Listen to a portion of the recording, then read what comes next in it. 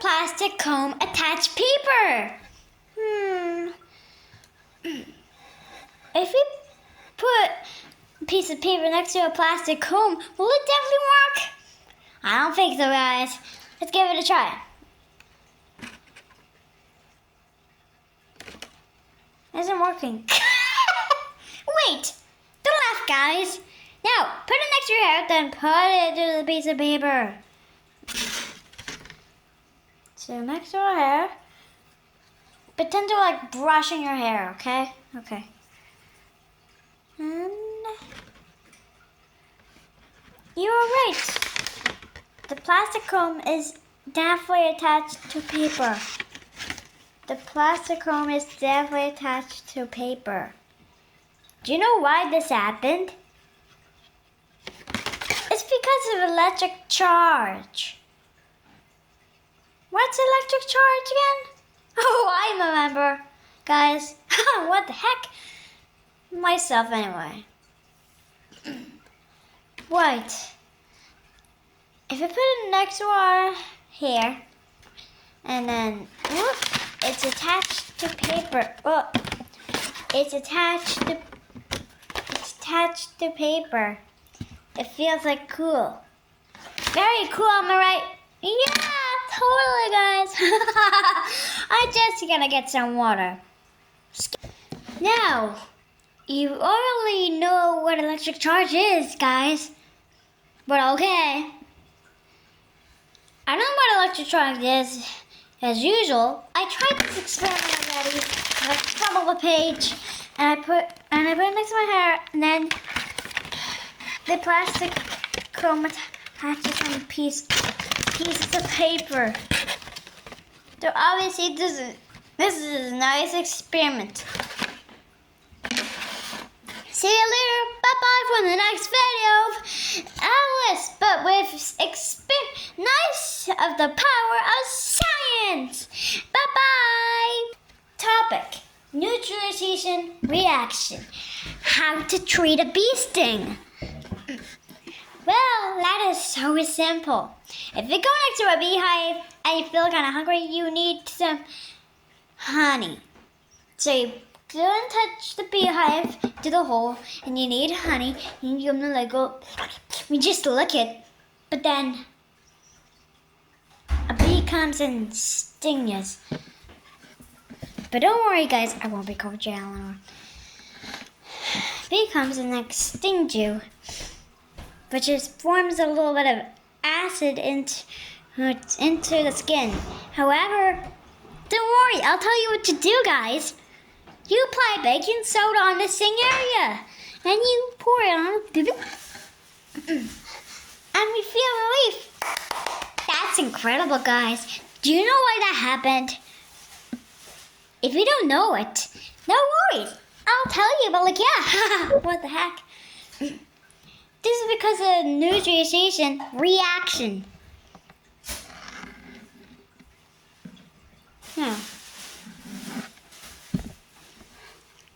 Now we know that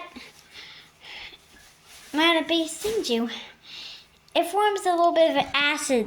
So, like some acid, and then the acid goes into your skin. However, the baking soda solution, it definitely works because of the neutralization reaction. Now, pour it on the sting area. It definitely works, but like, yeah. Amazing, right? Yeah. Hope it's a 1 hour long video today. I'm not there too short. Right? Yeah. Oh, I forgot, guys. Now, if you see a gray hive, there's a wasp in it. I don't think wasps collect honey, but okay. Never learned about that before. I wish wasps disappeared. That would be a nice joke. Not gonna happen. So, when a wasp stings you, it pours a lot of acid into the skin. However, using baking soda does not work. We heard that acid is mild. So if we're on the sting area where the wasp stings you, it does not work. Because it's a neutralization reaction, and you never learned that before, but look at. No, but however, I'll tell you what to do when a wasp stings you. You pour vinegar, which is also a mild acid. Now, if we pour the vinegar on the sting area, that is the wasp sting. It works. Hence, we feel relief when we pour vinegar on the wasp sting area. See you on the next video of Alice and the Power of Science. Bye-bye. Topic, caffeine. Let me tell you this question, okay? How does coffee keep you awake? Not before an overnight party. Now, if we perform our daily activities like thinking and playing Slime Rancher, we have these dancing receptors called dancing, which is the color green. And dancing slows down the brain activity. But how? Simple! In our brain, there are adenosine receptors, which are perfectly suited for the adenosine. But when we drink coffee, there is it contains caffeine. Caffeine is structurally similar to adenosine. Now, when we drink coffee, it actually goes into the adenosine receptors. Hence, the adenosine can't go push the caffeine away of the adenosine receptors. Hence, we remain awake. Bye. Topic: force vibrations.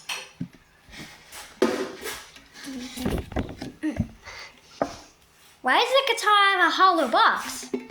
Not to keep closed by traveling. That's silly. Whenever you strike an object, it starts to vibrate. Hence, these vibrations influence the other objects to vibrate. The vibrations that take into the influence of a certain parent object is called force vibrations. Now, please concentrate and listen. A guitar has a hollow box because there's a huge volume in air. Now, when you string it straight, it starts to vibrate.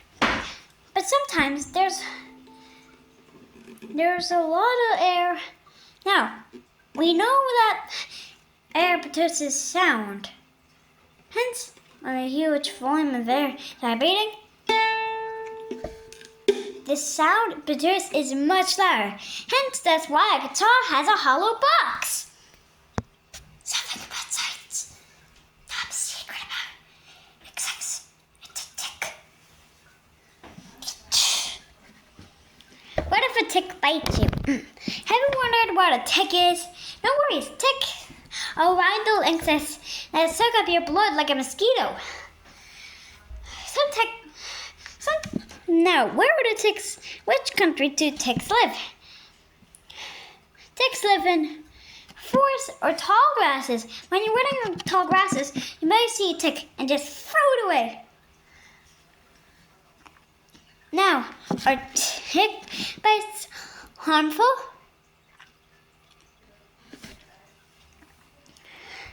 Tick bites are sometimes have no harm, but some tick bites can cause tick-like diseases, which is not good. It can cause illness, etc.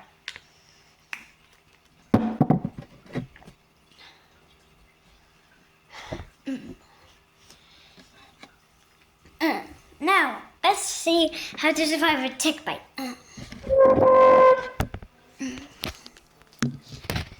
Step 1. Stay calm. Now, when you see a tick on your backhand or your arm, you have to stay calm. Step 2. Don't pull the tick off while it sucks up your blood. Now, when you pull a tick while it sucks your blood, it's going to be kind of scary and it might hurt. So stay calm and don't pull it off your skin because it sucks your blood up. That's scary, but But don't worry. Remember I told you some tick bites are harmful, but some of them are not have no harm? Yeah! So this tick bite has no harm. And this tick bite has no harm. Okay? Okay. Step 3. It walks away off your backhand or your arm. Now, whenever it's not sucking your blood, you just throw it out of the middle there.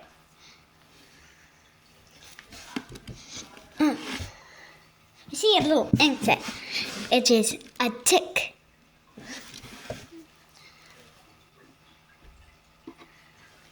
Ticks are a bit look like scorpions, spiders, etc. But don't worry. Well. Things are going good. I'm gonna learn you other stuff. Now, I'll see you later. Wait, I need toilet. Have to keep an eye on my phone. Thanks for the tick bite, but we're all done with that question. Bye-bye. Let's skip. Tick bites have no harm. Topic: human tears.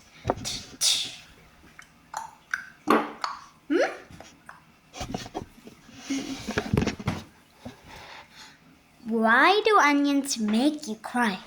Not because they can't crack a joke. That's silliness. But wait a minute, guys. Not quite. Let me explain. Onions consist of a main elastic sulfoxide. So, when we cut an onion, these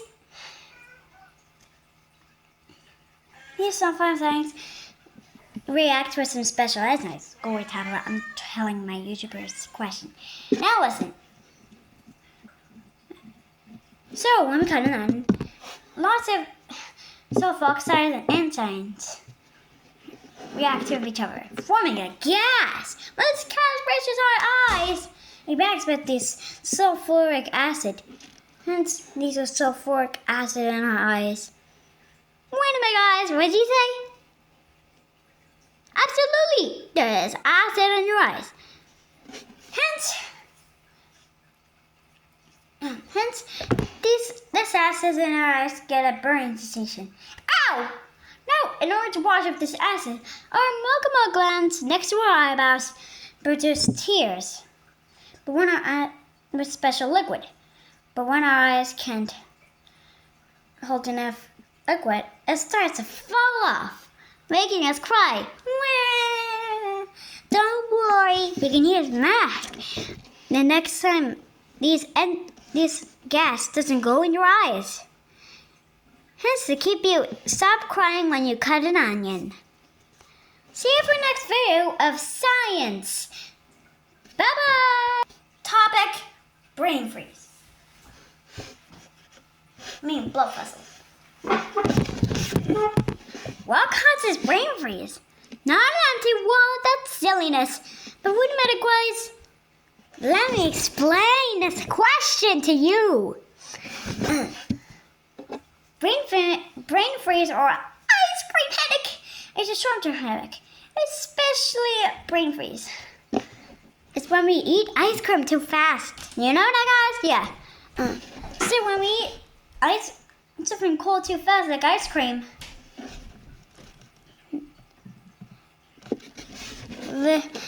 these blood vessels in our brain, so that we get brain freeze because it is super cold. You know ice cream is cold? Yeah, you know that, guys. Totally. Now listen. So, these blood vessels tell that our brain is cold, thus causing a brain freeze. However, some people suggest that you should eat ice cream too, so causing no brain freeze or ice cream headache. See you for the next video of science. And make sure, please, I've got the secret cards about questions about science. But don't worry, some don't exist, but some are real. Some are scary, but some are adorable. Don't worry, guys, I still love you. You're still my subscribers anyway. But the next video of science, I've got secrets about science. Some aren't real, some are real. But don't worry. I can tell you another question. Why do cats purr? Not to keep their voice melodious. That's silliness. Cats purr on other situations, on extreme emotions. But did you know that cats can purr in some reactions? Oh, there's Tabitha. She's purring. Imagine a cat falling down and hurts her bone. In such a situation, also, the cat starts to purr to heal her bone. And it feels cool, right? Oh! It feels cool. That was weird. I thought my phone broke, but that was silliness. See, that's silliness.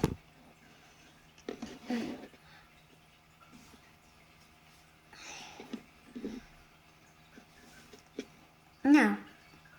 The cats also purr and some also another expression also, like being happy, or being stressed, or feeling very hungry.